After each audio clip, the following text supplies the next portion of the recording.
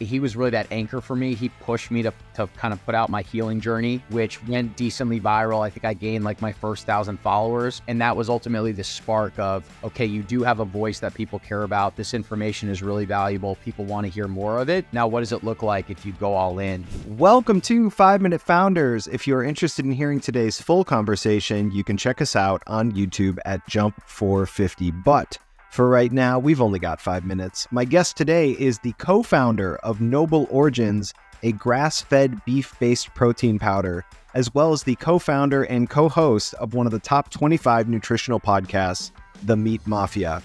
Brett Ender, let's jump right in. What is the shared mission of your businesses and what do they solve for? I would say the shared ethos between both brands is we really just want to dissect what has gone wrong over the last 50 years in the context of our food system and our healthcare industry in general. So the two businesses, Meat Mafia is really our media arm where we have our podcast, we have our Twitter account, we have our blog, where we really dissect these interesting topics around things that have changed in the food system and try and give people very digestible nuggets about how they can incorporate some of these practices to become healthier, the most healthy, thriving version of themselves. And then Noble Origins was kind of built out of the media company where we created the athletic greens for animal-based nutrition. Can you tell me kind of how the podcast and Noble Origins sort of work together or complement one another? I would assume it's sort of in the community building aspect of it, yeah?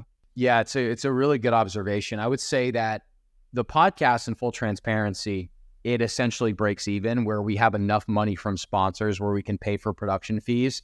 And that is what it is. Our show does around 50,000 downloads per month. We have a really strong, incredible audience.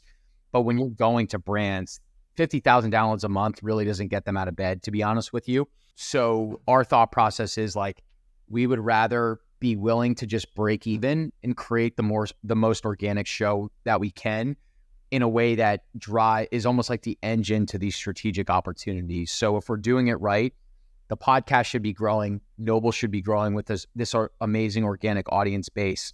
An example of that is when we launched Noble, I wrote a Twitter thread and we drove $15,000 in sales from one Twitter thread of people that have listened to how much free content we've put out the last 2 years and really wanted to support us and get access to this product. So I think that's an amazing thing. That's probably what I would recommend. And there's different ways to do it. Some people go product first, then audience.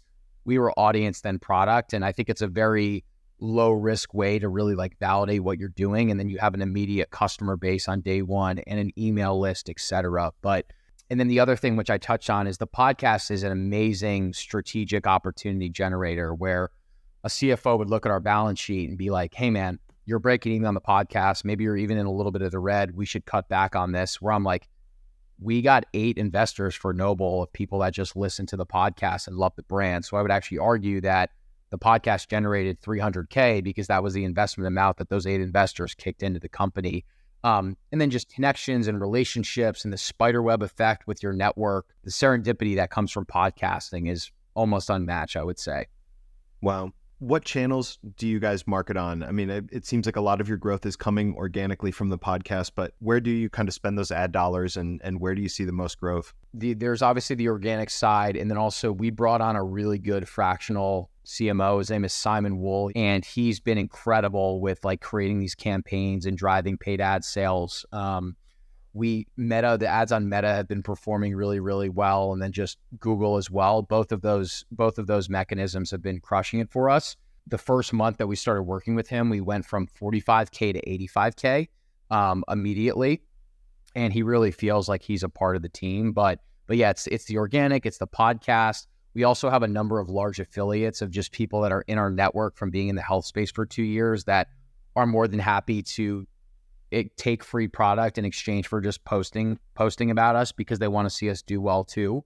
And there's also all these very interesting micro influencers that are in the space. And that's something I've learned a lot about because our initial thought process was, hey, let's go after this person that has 400,000 subscribers and get them to post about Noble.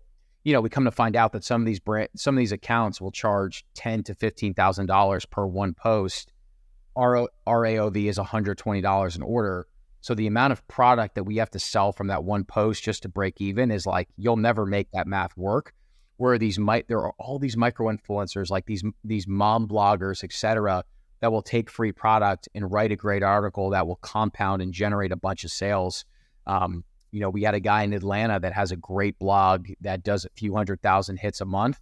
He posted an article about Noble being his favorite protein powder. It's generated 5 to 7K in sales over the last 2 weeks. It's pretty amazing. Sorry, that's all the time we've got today. But if you want to hear the full conversation, go to YouTube and check us out at Jump 450. We'll see you next time.